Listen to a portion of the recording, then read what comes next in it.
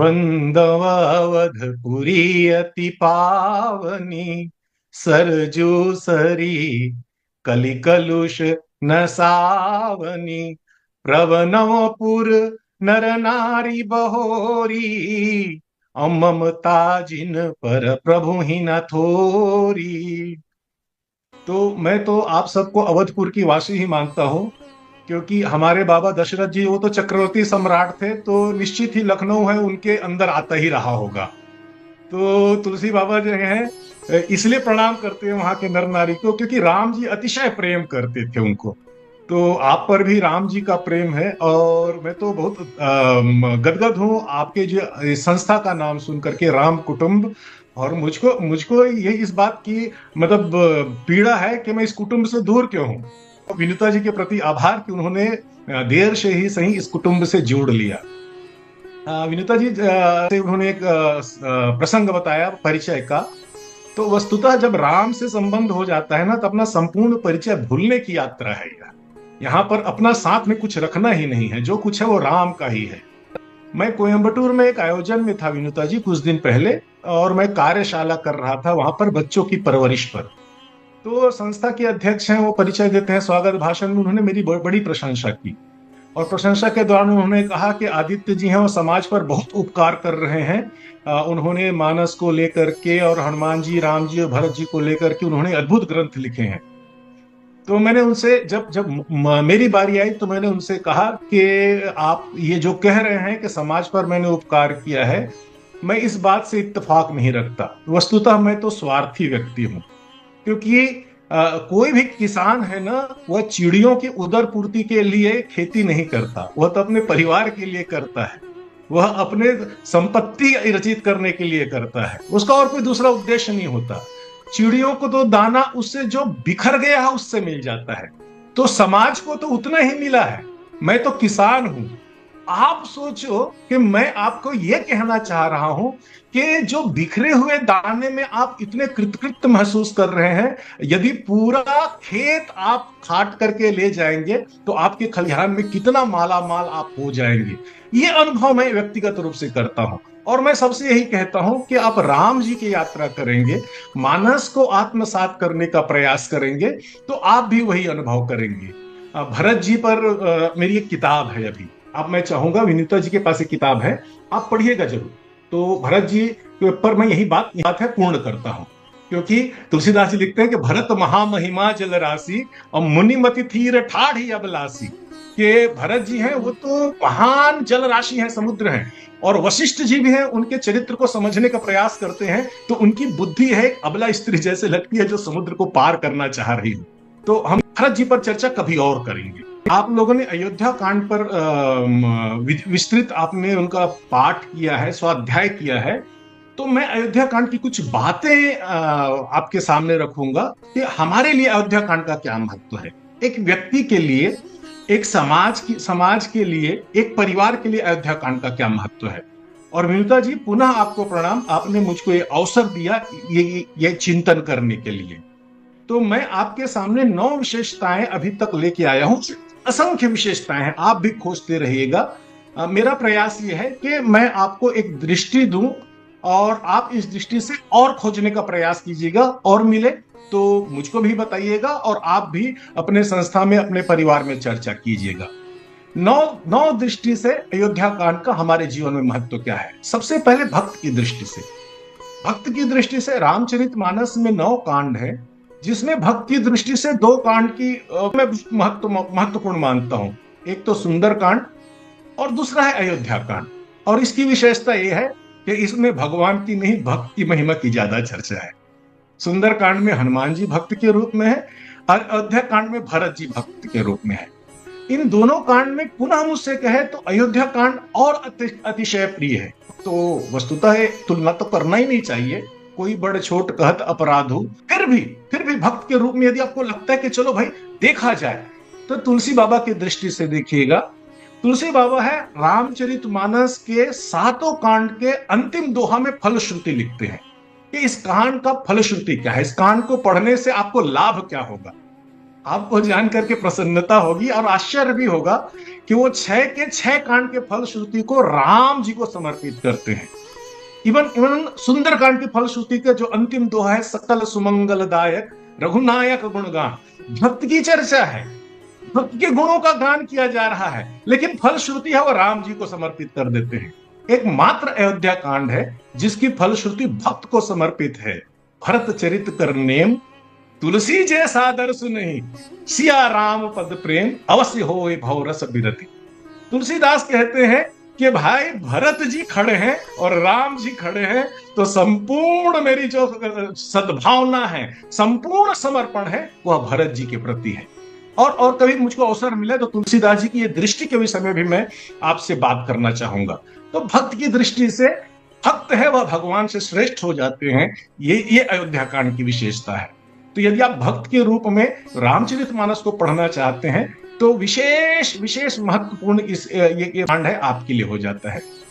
यदि परिवार की दृष्टि से कहें तो परिवार की दृष्टि में संबंधों में जो उत्कृष्टता और निकृष्टता का सर्वोत्तम उदाहरण है राजा दशरथ हैं। यदि राम के बाद किसी को सर्वाधिक प्रेम करते थे तो वो कैकेयी माता को करते थे।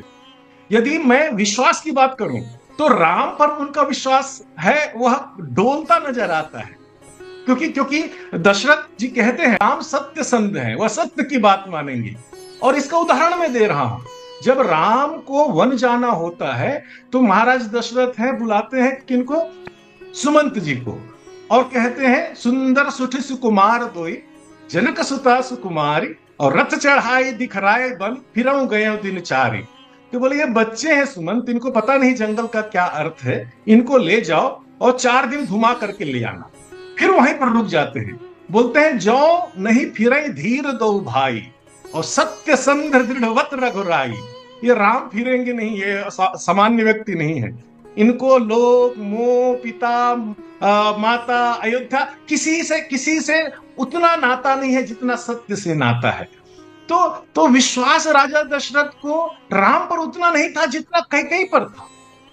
लेकिन विश्वास टूटने की घटना है अयोध्या कांड में घटती है, और राम को लक्ष्मण पर इतना विश्वास था कि मेरी बातों को कभी नहीं काटेंगे।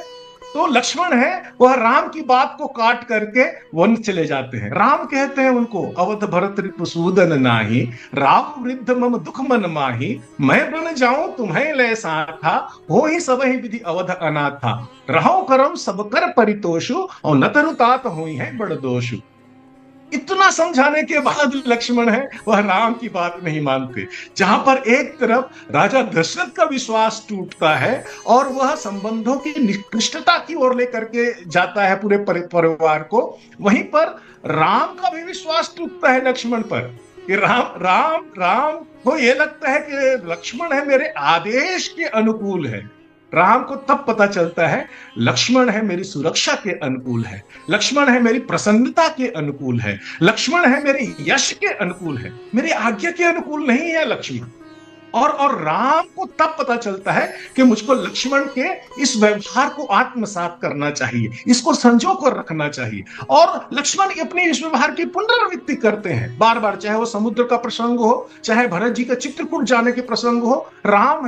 लक्ष्मण है राम की इच्छा के विपरीत बातें करते दिखते हैं और राम उनको समझाते हुए दिखते हैं और उनको आत्मसात करते हुए दिखते हैं।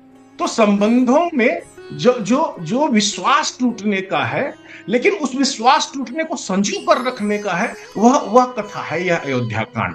आप संबंधों में जहां पर राजा दशरथ है वह कैकेयी से धोखा खाते हैं और वहीं पर राम है संपूर्ण अयोध्या को अपना पाते हैं। तो यह आप अनुभव कर सकते हैं कि मुझको अपने संबंधों को किस ढंग से निभाना है। व्यक्ति पहचानने की कला है।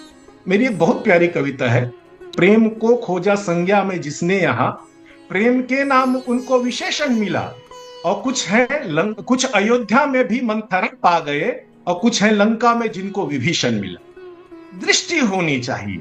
जहां एक तरफ राम खड़े हैं वहां पर दृष्टि क्या है, कैकेयी की दृष्टि है वह मंथरा पर है। और हनुमान जी जहां पर रावण है, लंका निश्चर निकर निवासा, यहां कहां सज्जन करवासा, वहां पर उनकी दृष्टि देखिए कहां पर है।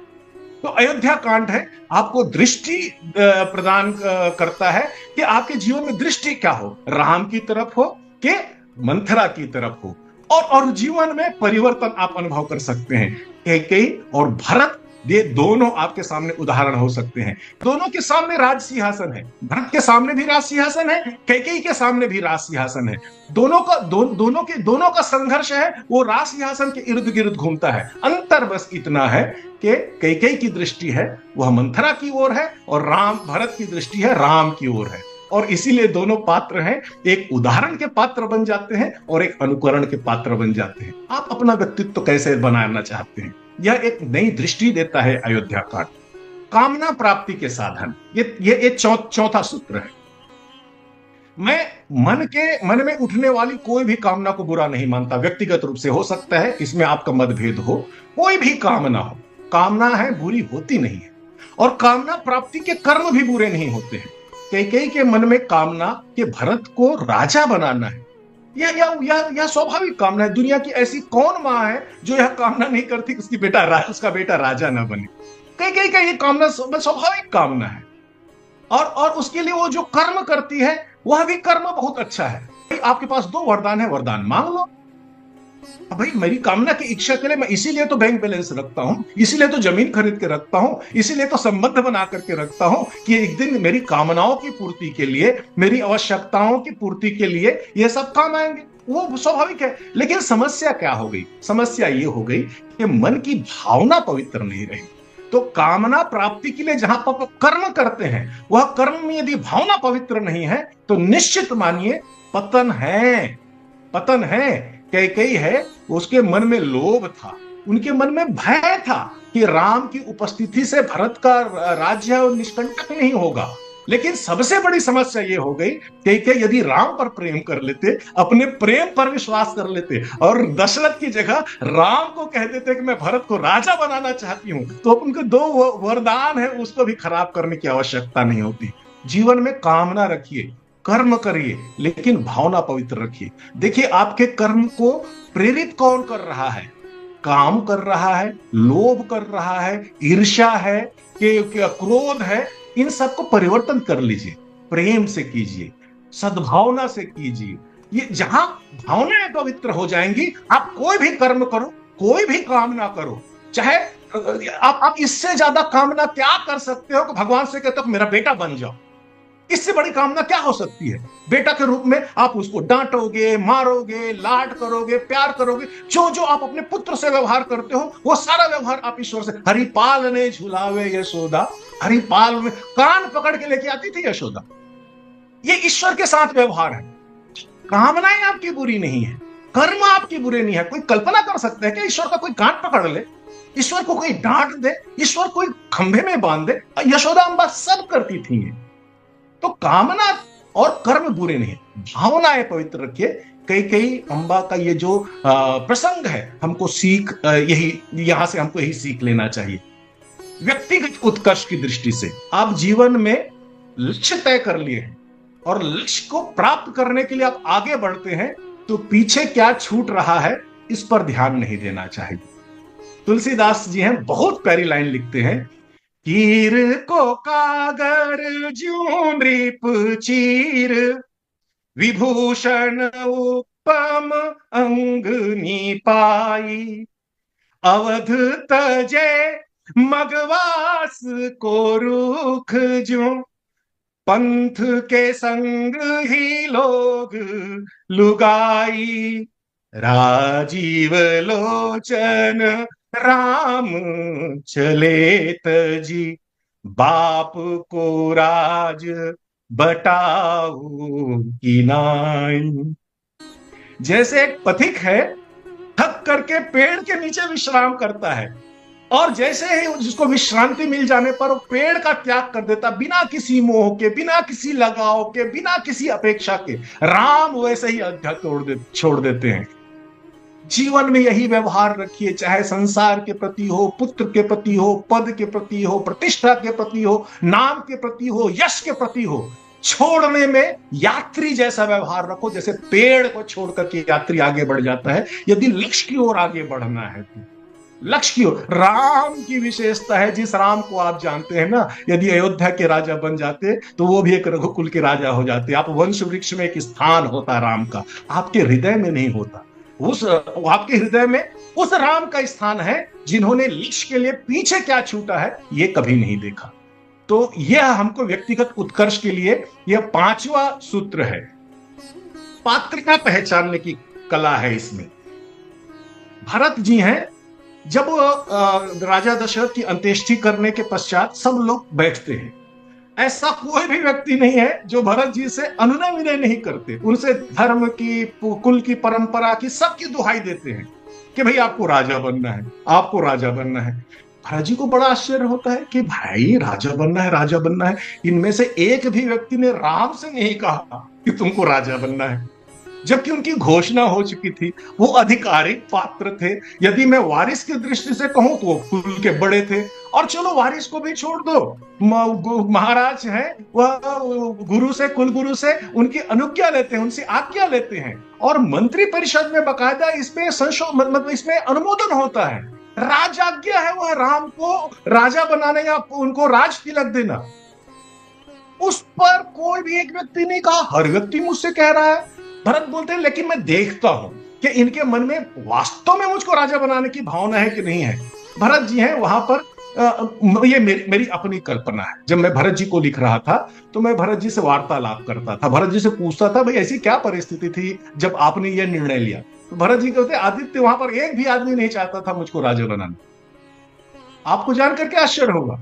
तो बोलते एक भी आदमी अयोध्या में नहीं था जो मुझको राजा बनाना चाहते थे। ये सब भीरू थे, सब डरपोक थे, सब कैकेयी से डरते थे, क्योंकि कुछ दिन पहले घटना घटी थी। महाराज दशरथ जैसे व्यक्ति हैं, राम जैसे व्यक्ति हैं, उनके इच्छा के विपरीत कैकेयी कुछ भी कर सकती थी अयोध्या में। तो ये सब डरे हुए थे कि कैकेयी का बेटा भरत है, और यदि धोखे से भी इसको पता चल जाए कि हम इसके पक्ष में नहीं है, राम के पक्ष में है, तो मामला गड़बड़ हो जाएगा। तो हर व्यक्ति अपने भय के कारण मेरे सामने आकर के गिड़गिड़ाते थे, राजा आप ही बनो, आप ही श्रेष्ठ हो। तो मेरे मन में शंका है, और शंका के समाधान के लिए मैंने कहा कि प्रातः काल चाहिए प्रभु पाही। तो सुबह हम लोग राजा राम जी के पास चलते हैं, तो सब लोग प्रसन्न हो गए, हाँ हाँ हाँ चलना चाहिए। फिर भरत जी कहते हैं कि मैंने कुछ लोगों को बुला करके कहा एक काम करो कि राज तिलक की तैयारी कर लो। तो सब लोग बोले राज तिलक की तैयारी क्यों करेंगे? तो बन ही दे गुरु, बन ही दे मुनि राम ही राजू, वन में ही गुरु वशिष्ठ उनको राजा बना देंगे। तो मैं जैसे ही बोला सारे लोग भाग करके अपने घर में चले गए। कोई बोले हम गंगा का जल लेकर के आते हैं, राम जी राजा बनेंगे तो कुछ भेंट करना पड़ेगा। वहां पर एक भी आदमी जो गला फाड़ फाड़ के चिल्ला रहे थे, धर्म की, परिवार की, पिता की आज्ञा की दुहाई दे रहे थे, एक भी आदमी खड़ा नहीं हुआ कि नहीं नहीं क्यों, राजा तो तुमको बनना है। तो हमको पता चल गया कि पात्रता मेरी यहां नहीं है, सबकी इच्छा राम को राजा बनाने की है। और यही कारण था भरत वो चित्रकूट से वापस आ जाने के बाद भी कभी उस सिंहासन में नहीं बैठे। जीवन में पात्रता पहचानिए, है ना। हो मुसीबत लाख पर यह ध्यान रखना तुम, मन को भीतर से बहुत बलवान रखना तुम, है बहुत संभव बना दे भीड़ तुमको देवता, किंतु भीतर एक अदद इंसान रखना तुम। यह भीड़ का स्वभाव है, वह कभी आपको राजा, कभी आपको प्रजा, कभी वनवास बना। आप अपनी पात्रता पहचानिए, आप अपनी पात्रता पहचानिए। श्रेष्ठ लोगों के बीच में यदि आपकी श्रेष्ठता का बखान किया जा रहा है, थोड़ा सावधान हो जाइए, थोड़ा सावधान हो जाइए। तो यह व्यक्ति के व्यक्तिगत पात्रता पहचानने की भी शिक्षा देता है अयोध्या कांड। साधक की दृष्टि से सातवां सूत्र है, चित्रकूट की ओर दो यात्रा है अयोध्या कांड में। आपने सब कुछ पढ़ा है ना। एक तो राम जी है अयोध्या से चित्रकूट की यात्रा करते हैं, और दूसरा भरत जी चित्रकूट से यात्रा करते हैं। दोनों यात्रा की विशेषता आप ध्यान से सुनिएगा। राम जी की यात्रा है कष्टकारी यात्रा है, पैदल चलते हैं, पैर में चप्पल नहीं है, जूते नहीं है, कांटे हैं। लेकिन भरत जी की यात्रा में रथ है, पालकी है, हाथी है, घोड़ा है, जिसके जो साधन है। तो यदि जीवन में चित्रकूट की यात्रा करना है ना, तो राम जी श्रेष्ठ नहीं है, भरत जी श्रेष्ठ है। भरत जी के साथ चलोगे ना तो आराम से चल पाओगे, राम जी के साथ जाना बड़ा मुश्किल। तो अब इसको मैं यदि संकेत की दृष्टि से कहूं, हमारे उपयोग की दृष्टि से कहूं, तो राम जी ज्ञान है और भरत भाव है। तो जीवन में साधक की दृष्टि से यदि आपको साधना करनी है, भाव प्रधान रखिए। कहीं कभी कभी ज्ञान है ना, ज्ञान पंथ कृपाण की धारा, और ये कौन बोल रहे हैं? काग भसुंडी जी बोल रहे हैं, महान ज्ञानी, के बोले तलवार की धार में चलने जैसा है। तो तलवार की धार में चलने की आवश्यकता ही नहीं है, भावना प्रधान रखिए। जहां भावना प्रधान रखेंगे, चित्रकूट की यात्रा है, राम तक पहुंचने की यात्रा है, वह सुगम है, सरल है, सुलभ है। यह भी अयोध्या कांड का एक सूत्र है। पाप मुक्ति के साधन, अंतिम सूत्र देता हूं, पाप मुक्ति के साधन है तनाव प्रबंधन के लिए आप अपने बच्चों को बताइएगा, आप अपने परिवार के लोगों को बताइएगा। जीवन में यदि कुछ गलतियां हो जाए, जीवन में कुछ तनाव है, तो भरत जी के जीवन से 3 सूत्र मिलता है। सबसे पहले स्वीकार, स्थितियों को स्वीकार कीजिए। भरत जी ने सब कहा कि पितु सुरपुर बन रघुबर केतु और मैं केवल सब अनरथ हेतु।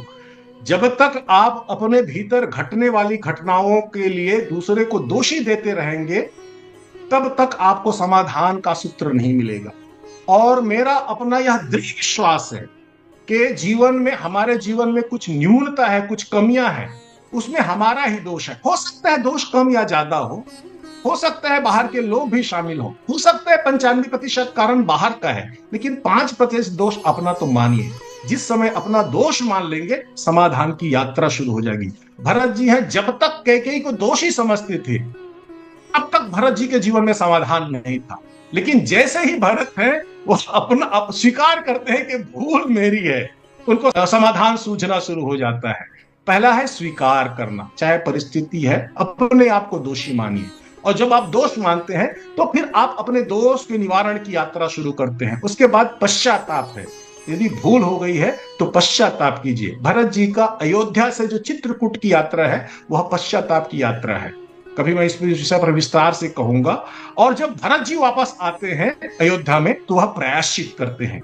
यदि ये 3 उपक्रम आपके जीवन में नहीं है, तब तक आपके जीवन में संतोष नहीं मिलेगा। यदि जीवन में कुछ भूल भी हो गई है, जीवन में कुछ कमियां हैं, कुछ न्यूनता है, और उससे आपको उबरना है, तो भरत जी ये सूत्र देते हैं, स्वीकार, पश्चाताप और प्रायश्चित। तो इस ढंग से अनेक सूत्र हैं अयोध्या कांड के। मुझे बहुत प्रिय है अयोध्या कांड। और विनुता जी, आपके प्रति प्रणाम। आपने पुनः मुझको इस सूत्र को खोजने और अपने जीवन में आचरण में लाने के लिए प्रेरित किया। पुनः मैं आपके प्रति कृतज्ञ रहूंगा, और ऐसे ही किसी भविष्य में फिर आप सब लोगों से जुड़ने का अवसर खोजता रहूंगा। बहुत बहुत धन्यवाद। बहुत बहुत बहुत धन्यवाद। धन्यवाद जैसा शब्द बिल्कुल भी कह नहीं पा रहा है हम लोगों के भावों को। बस आपको प्रणाम, नमन, और भगवान राम को बहुत धन्यवाद, भरत जी को बहुत धन्यवाद कि हम लोगों के ऊपर ऐसी कृपा करी। ये अयोध्या कांड सुनने पढ़ने स्वाध्याय का फल है कि भरद्वाज मुनि ने कहा ना कि राम के दर्शन करना साधना का फल है, और राम के दर्शन का फल है कि भरत जी के दर्शन हुए। तो भरत जी फल कर फल दरस तुम्हारा, और भरत जी दरस तुम्हारा, भरत जी को हम लोगों ने जो सुना, समझा, पढ़ा, उसका फल है कि आज आपकी वाणी सुनने को मिली। तो भरत जी के सुनने का फल हम लोगों को ये मिला। हम लोग अभिभूत है, निशब्द है।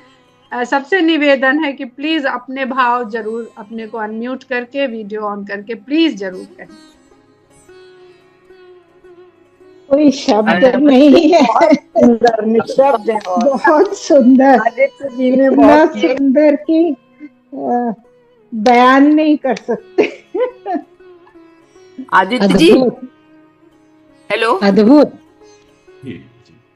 हाँ, मैं ये कह रही हूँ कि पश्चाताप वो भाव के स्तर पर है और प्रायश्चित कर्म के स्तर पर है, ऐसा क्या? नहीं, मैं फिर क्या कहा, जब तक भाव ना हो आप प्रायश्चित की यात्रा भी नहीं कर सकते। और तो पहले प्रायश्चित है पश्चाताप तो जब आप स्वीकार करते हैं कि अपनी भूल को, या भूल के में अपने इन्वॉल्वमेंट को, तो मन में खुद ही एक विरक्ति का भाव आता है। वह भाव के जो लक्षण है वह पश्चाताप है। और प्रायश्चित है संकल्प पूर्वक किया जाने वाला कर्म है। प्रायश्चित के तरीके भी हैं कि जैसे 16 सोमवार का उपवास करना, पैदल गंगा यात्रा करने जाना, ये प्रायश्चित के ही तरीके हैं। तो प्रायश्चित है संकल्प पूर्वक, विधि और नियम भी है। यदि आप शास्त्रों में जाएंगे तो किस अपराध किस भाव के लिए क्या प्रायश्चित है वो भी है। तो प्रायश्चित है एक यांत्रिक प्रक्रिया है, अपने आप को संकल्प में बांध लेना, उस संकल्प में यात्रा करना। पश्चाताप है संपूर्ण भाव स्तर पर है, क्योंकि मैं पश्चाताप में हूं कोई नहीं देखता, लेकिन मैं प्रायश्चित में हूं सबको दिखता है। ये सबसे बड़ी बात है पश्चाताप और प्रायश्चित के ऊपर। और दूसरी बात जो मुझे सबसे अच्छी लगी, मेरे लिए बहुत ही बड़ी बात थी कि हम सोचते थे कि हर स्तुति अंत में जो है प्रभु श्री राम को ही समर्पित है। इसमें ये आज पता चली कि अयोध्या कांड में भरत जी को समर्पित है। यकीनन बहुत बड़ा ज्ञान था ये भी। हम बस इतना कहना चाह रहे हैं और बहुत अच्छी, इतनी अच्छी आपने कहाँ मिलेगा, किस अपराध के लिए क्या पश्चाताप है, क्या प्रायश्चित है, ये आपने कहा कि ग्रंथों में है, कहाँ है? हाँ, शुभ्रा कुछ कहना चाहती है। आपके लिए मैं इसमें सुलभ कर दिया हूँ। ये मेरी किताब है, इसमें पश्चाताप और प्रायश्चित एक चैप्टर ही है, तो उसमें बहुत सारे जो ग्रंथ के रेफरेंस भी है। आप पहले इसको ही पढ़ लीजिएगा। आदित्य जी, ये 2-4 पुस्तकें हमारे एड्रेस पर आप भेज दीजिए, और उसके जो भी मूल्य हो वो भी आप, और नंबर भेज दीजिए। मूल्य लीजिएगा, क्योंकि मूल्य के बिना फिर वो फल की प्राप्ति नहीं होती है। और जो लोग को चाहिए होगी आप हमें लोग बता दें, हम उतनी प्रतियां अपने एड्रेस पर मंगवा। मेरी 3 किताबें हैं। एक तो हनुमान जी पर है, ये सभी जीवन प्रबंधन की किताबें हैं, सफल व्यक्तित्व के हनुमान मत। दूसरी किताब है मेरे राम नर से नारायण की अनुपम यात्रा, और तीसरी किताब है भरत जी पर। आदित्य जी, आपने अमेज़न पे है 2 पुस्तकें दी हैं, ये भरत वाली नहीं है मेरे पास। मेरे राम है और सुंदरकांड हनुमान जी वाली है, तो ये हमें भी चाहिए होगी। हाँ, हम यदा कदा पलट के पढ़ते रहते हैं। शुभ्रा कुछ कहना चाह रही, शुभ्रा कुछ कहना चाहती है। इन्होंने बताया कि ये किताब भरत के साथ चलना आसान है क्योंकि भाव है, और राम जी के साथ चलना कठिन है। तो ये तो सही है कि सत्य के साथ सभी लोग नहीं, जिन्होंने सब कुछ छोड़ के, और राम जी का जो विश्वास टूटता है कि आपने बताया कि 2 जगह, वो सही में अभिभूत है। हम लोग जो है इतना नहीं समझ पाते हैं कि हमें किसके साथ क्या रहना है और कहाँ पे किसके साथ किस तरह से रहना है। ये आपने आज बताया तो ये सच में काफी अच्छी तरह से समझ में आया। बहुत बहुत ही सुंदर कि राम जी जो है वो अपना किस तरह से, राम जी के साथ चलने में कष्ट है तो सत्य के साथ चलने में कष्ट होगा ही। बिल्कुल बिल्कुल बिल्कुल। एक बात ध्यान रखिएगा, एक मिनट डिस्क्लेमर, एक डिस्क्लेमर ध्यान से सुन लीजिएगा।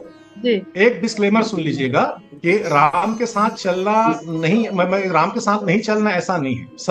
मैं कहा सत्य में कठिनाई है, भावना की यात्रा करना, लेकिन ये भी याद रखना कि यात्रा है सत्य की ओर होनी चाहिए।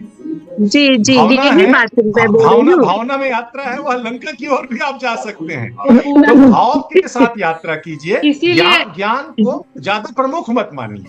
इसीलिए स्वामी जी भरत जी को चित्रकूट से अयोध्या लौटा देते हैं और राम को लंका बढ़ा देते हैं। तो जो बढ़ा देते हैं, मुझे लगता है आज भाव के बीच मेरे पड़े हुए हैं आज ही पहली बार। और दूसरा देखिए, भाव को अगर वो करते हैं तो देखते हैं कि आपने बताया कि अयोध्या में जब हम देखते हैं तो हमको वहाँ कैकेयी मिलती है, और जब हम लंका पहुंचते हैं तो वहाँ पे ये तो मतलब कितना बड़ा निचोड़ है, कभी सोचा ही नहीं इन सब चीजों। बहुत सुंदर और अद्भुत था ये। लक्ष्मण जी के साथ सबके चेहरे लक्ष्मण जी के साथ पता चल रही है। और अब हमें लगता है आदित्य जी आपको ये राम कुटुंब छोड़ने वाला नहीं है। बिल्कुल, बहुत ही ज्ञानवर्धक। दोबारा कौन कौन चाहेगा कि आदित्य जी फिर आए और फिर हम सब लोग चाहेंगे, सभी लोग चाहेंगे। मैं भी हाथ उठा दिया हूँ, मैं भी हाथ उठा लिया हूँ। तो आदित्य जी, अब आपका ये हम लोगों की तो ये इच्छा हो गई, आप अपनी सुविधा अनुसार रविवार, जब भी आप रविवार अगर आप समय है तो हम लोग रविवार को आपका ही सेशन रख देंगे और आप से ही चर्चा सुनेंगे। अभी तो बहुत कुछ सुनना है, अभी तो अयोध्या कांड में ही रहना है। आपने जो एक दिन आपकी कविताएं सुनेंगे, एक दिन भरत जी के ऊपर आपसे सुनेंगे। भले हम लोग अरण्य कांड की ओर बढ़ चुके होंगे, पर चर्चा हम लोग आपके द्वारा भी अयोध्या कांड की ही करते रहेंगे, सुनते रहना चाहेंगे। सबका बहुत बहुत धन्यवाद।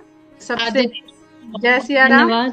हम लोग जय सिया राम, जय सिया राम, जय सिया राम, जय सिया राम।